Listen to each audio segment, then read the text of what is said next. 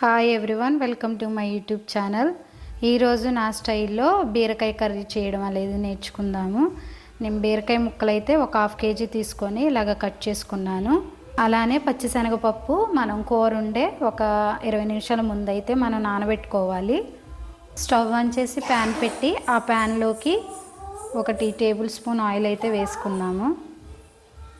Oil అయితే వేడయింది. ఆయిల్లోకి cut చేసిన ఉల్లిపాయలు అలాగే కరివేపాకు వేసుకుందాం.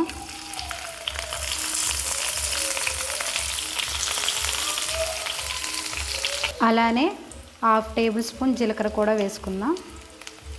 వీటిని కలుపుకుందాం.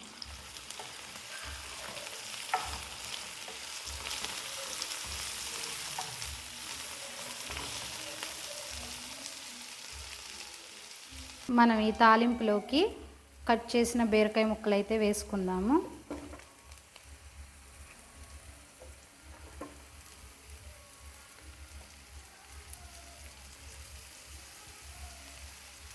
పచ్చిశనగపప్పు కూడా వేసుకుందాము.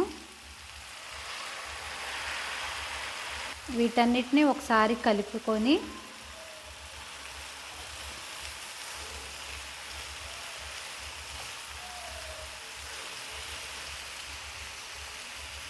మనం దీనిపైన మూత అయితే పెట్టుకొని ఒక 4 నిమిషాలు అయితే ఫ్లేమ్ని మనం మీడియం ఫ్లేమ్లో పెట్టుకొని ఈ కూర అయితే ఉడికించుకుందాము.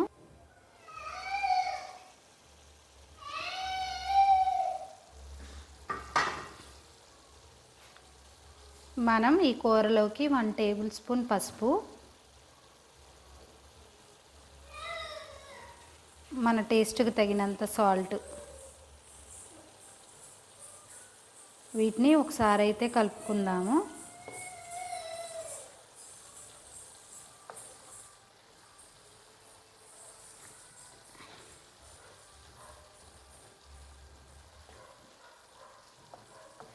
మనం మూత పెట్టాక కూడా మధ్య మధ్యలో ఈ కూర అయితే కలుపుకుంటూ ఉండాలి, లేదంటే అడుగంటుతుంది.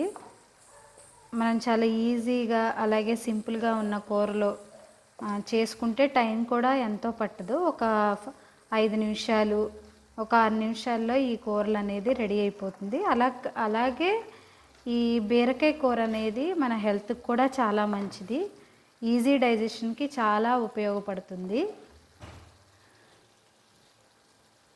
మనం దీని మీద మూత అయితే పెట్టుకొని మరొక 2 నిమిషాలు ఈ వాటర్ అంతా పోయే వరకు మనం కూర అయితే ఉడికించుకుందాము.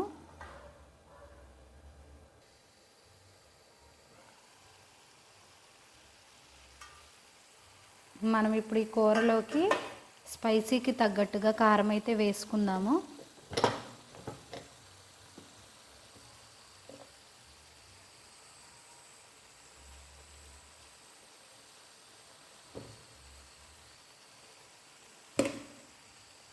ఈ కారం అనేది మనం ఈ కూరకి పట్టేంతవరకు ఒక 1 మినిట్ ఈ కూర అయితే ఉడికించుకుందాము.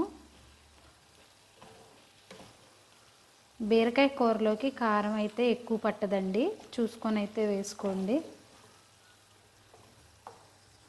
అలాగే ఆయిల్ కూడా చాలా తక్కువగానే పడుతుంది, ఆయిల్ కూడా చూసుకొని వేసుకోండి.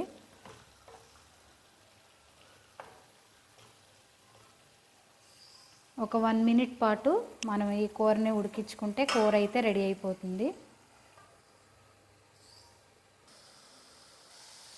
చూడండి, మనకి కూర అయితే రెడీ అయిపోయింది. ఇప్పుడు మనం స్టవ్ అయితే ఆఫ్ చేసేసుకుందాము.